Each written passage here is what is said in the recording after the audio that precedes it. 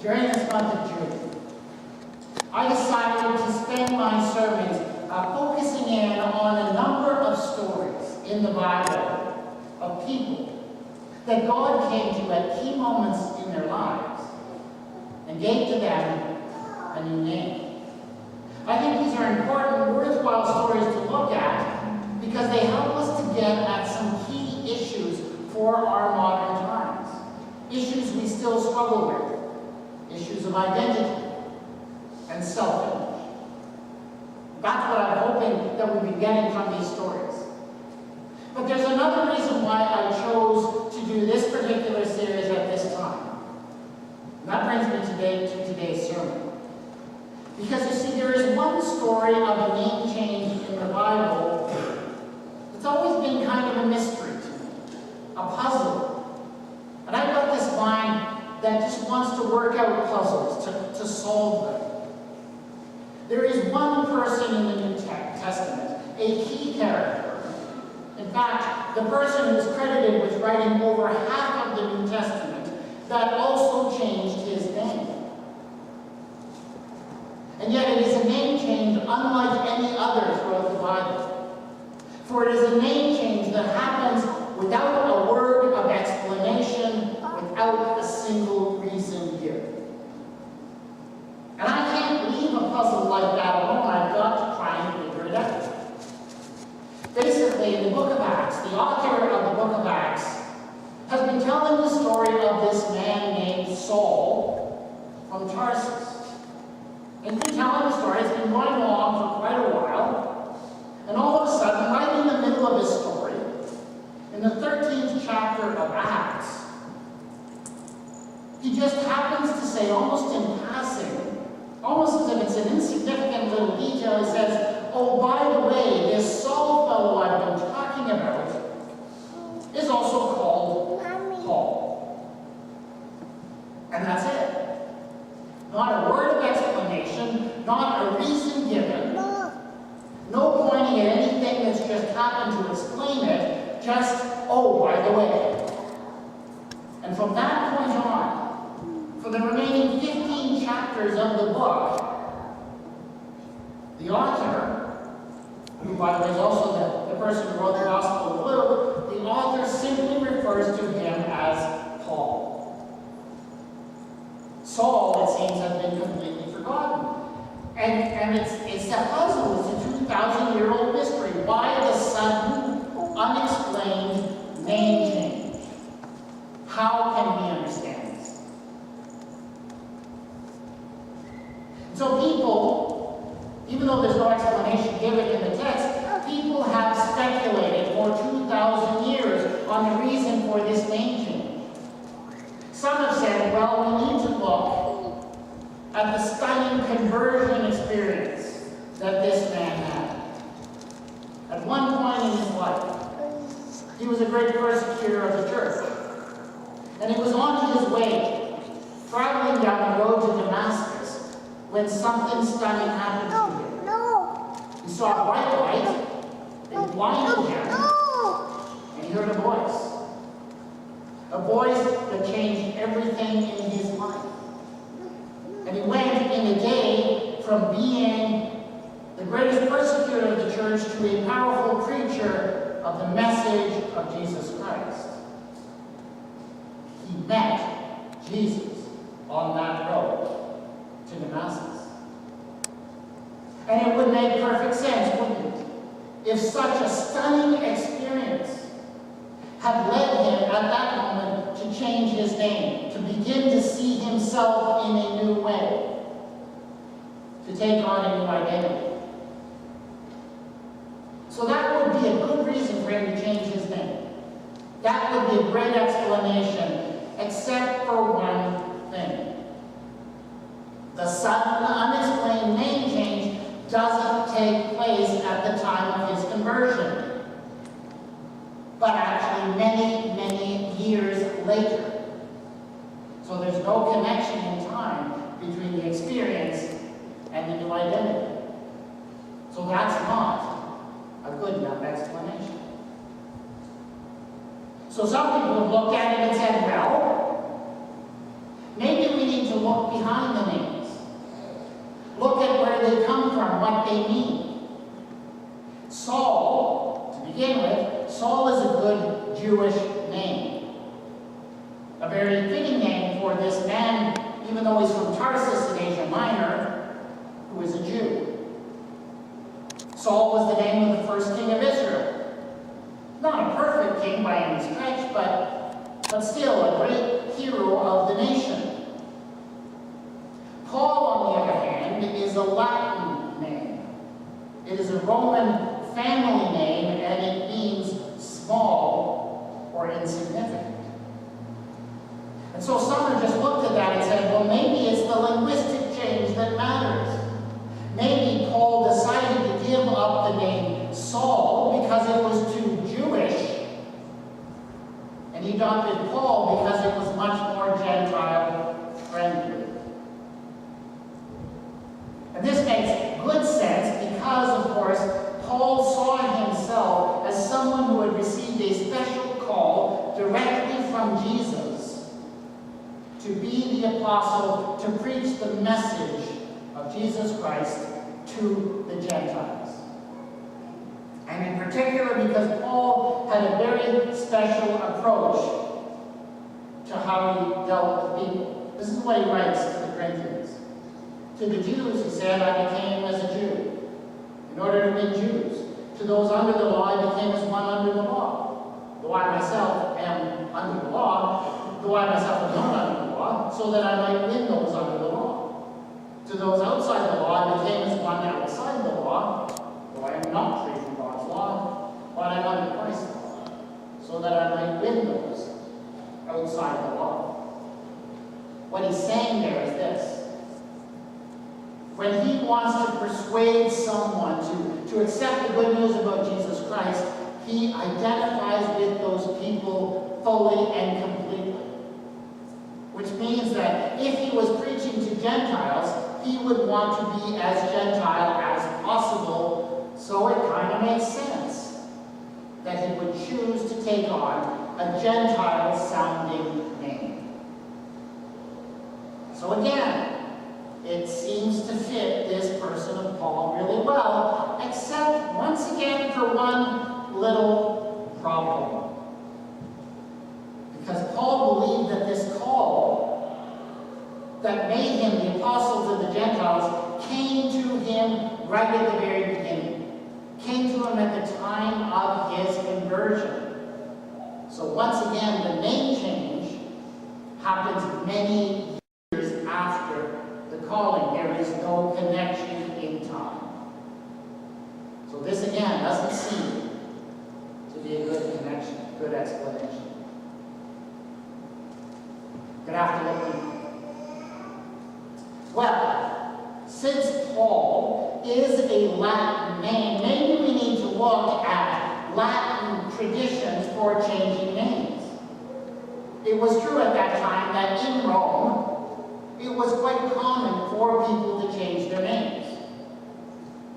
But they did it for very particular reasons.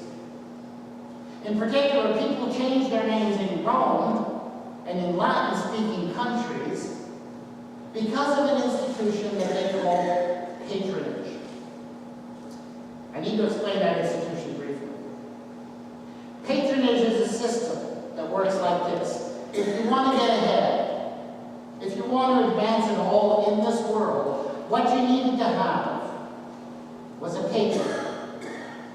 Someone who had political connections and social connections and preferably lots of money. And if you had a really powerful, important patron, you got ahead in the world. And if you didn't, you got nowhere. That's how society worked back then. And I know what some of you are thinking. Isn't that how society works now, too? Yeah, it is, kind of. Sometimes, anyways. But you see, there's a difference.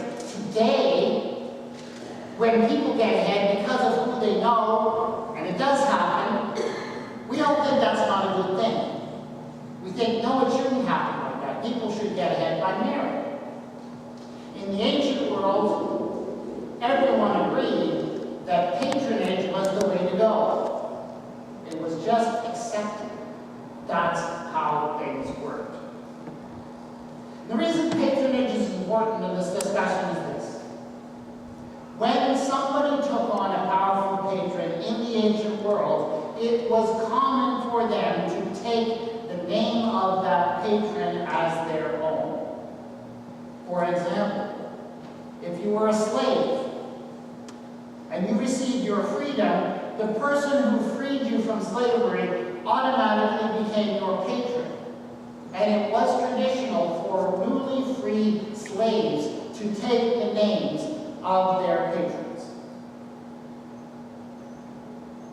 It also worked the same way with Roman citizenship.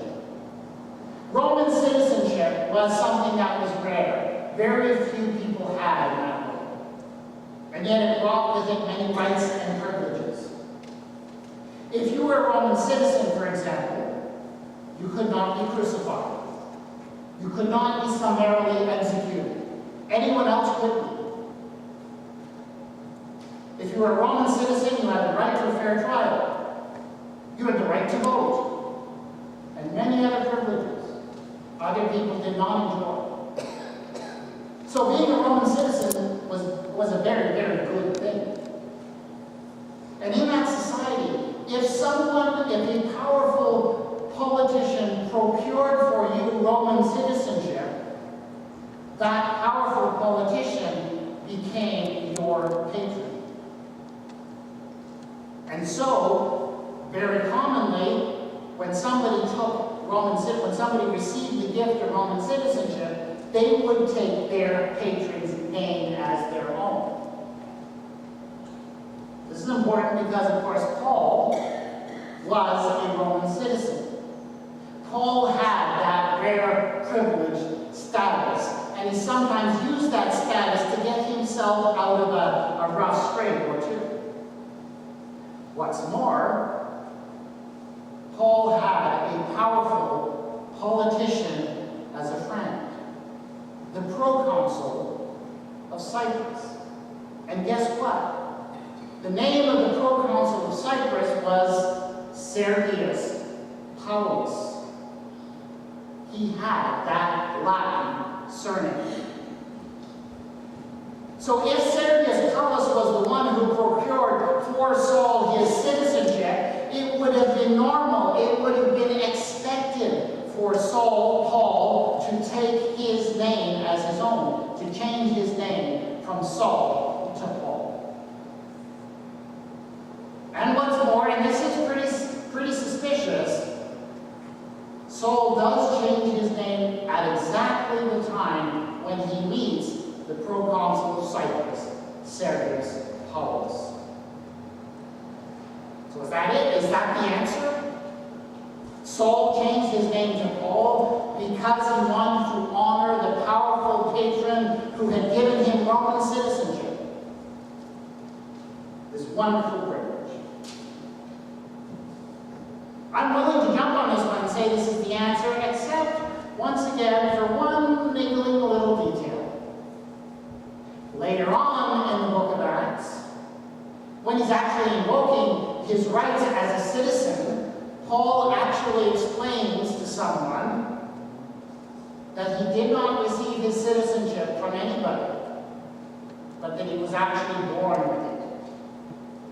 So it seems that Sergius Paulus did not give citizenship to Paul, and so he would not be his patron. And what's more, Paul in his letters insists again and again that he has no patron on earth, that Christ is his only patron. That's how it would sound in terms of the time. So we're running out of explanations here. It cannot be explained by Paul's extraordinary conversion experience. It cannot be explained by his calling to be the apostle to the Gentiles, nor with his encounter with the powerful Roman politician. There cannot be one simple little answer.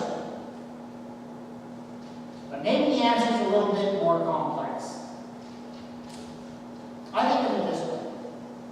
Yes, it's true that Paul did receive his call from Jesus to be this apostle to the Gentiles, and he received it early on, around the same time as his studying the conversion experience. But that calling did not become real, did not become concrete, until he was sent out on his first mission trip from his church. And guess where the first stop on that mission trip was? The island of Cyprus, where he met a man, Sergius Paulus, who became his first Gentile convert to the Christian faith.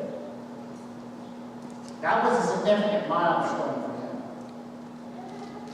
And perhaps at that moment, Saul just looked at his life and said, this is where Christ has brought me. This is what he's put together in my life. This is the person he's brought into my life. And to mark his first convert to the faith, perhaps Saul did take Paulus's name as his own. What I'm saying is this. It wasn't just one thing. But God was at work in Saul's life, in Paul's life, bringing together different things all together at one time. He was in the right place, he met the right person at the right time, and it was a message from God that he needed to see himself in a new way. And what was that new way? Well, let's connect it to the meaning of the name. The name Paulus, means, as I said, small or insignificant in Latin. And Paul began to see himself in exactly those terms. When he described his place and his role in the church, this is what he said to the church of Corinth. Last of all, as the one untimely born, he appeared also to me. For I am the least of the apostles, unfit to be called an apostle, because I persecuted the church of God. See, Paul identified himself as being last, least, small in the eyes of others, and yet one through whom Christ would do great things. And he took that as his new identity. When he met this Paulus and understood his name, he thought, that's the perfect name for me. And he changed his identity, the name change being the outward sign. The reason why I wanted during this month of June to talk about the people in the Bible that God comes to and changes their name is because it's something we need to learn about. We need to learn to see ourselves in new ways, in the ways that God sees us. And so these are helpful stories, but there is one problem with them. Most of them are not the kind of stories that we recognize ourselves in. I mean, when God comes to Abram and speaks to him and says, from now on you're going to be called Abraham, that's not the kind of experience that most of us expect to have happen in our lives. It's kind of hard to identify with. And that's true of a lot of these stories. They're just sort of over the top. They're miraculous. We don't expect that kind of thing to happen. But the story of how Saul changed his name to Paul is different. It wasn't just one thing. It wasn't God speaking and booming from the heavens at some key moment. That doesn't mean God wasn't in it. God was working in Saul's life, bringing things together, bringing people into his life, bringing him to the right place at the right time. And through that, God was speaking. And he was saying to Saul, you need to see yourself in a new way. Well, God still does the same thing today. God may not speak to you in over-the-top, miraculous ways where you hear voices or see visions. In fact, I don't expect that he will. Not to most of us.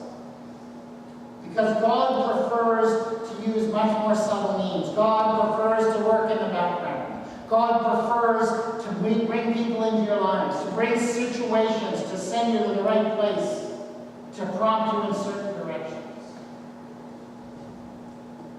But even though these means are very subtle, that doesn't mean God is talking to you. God has been talking to you. God has been speaking to you and saying to you, you need to see yourself in new ways. In fact, you need to see yourself as I see you. You need to see the potential that I put in you, the beauty I put in you, the abilities that I have given you, that I see and you don't see. And you need to let go of those images of yourself, false images that other people have given you. And you know what? We all have those images. We all have those voices in our heads that say, you're not smart enough. You're not beautiful enough. You're not strong enough. You're not enough. God wants you to reject those messages, wherever they came from, and learn to see yourself in a new light, to see yourself as He sees you. He's been telling you that. How? By bringing different people into your life, putting you in different situations, letting you hear certain things. But God hasn't been speaking to you. God doesn't just speak to special people in the Bible. God speaks to you. And so I would encourage you to take some time, maybe over the summer, to stop, pause, look at your life. Look at the things, the people, the situations God has been bringing into your life. And ask yourself, has God been speaking to those? I suspect He has. Will you take a few moments to decide?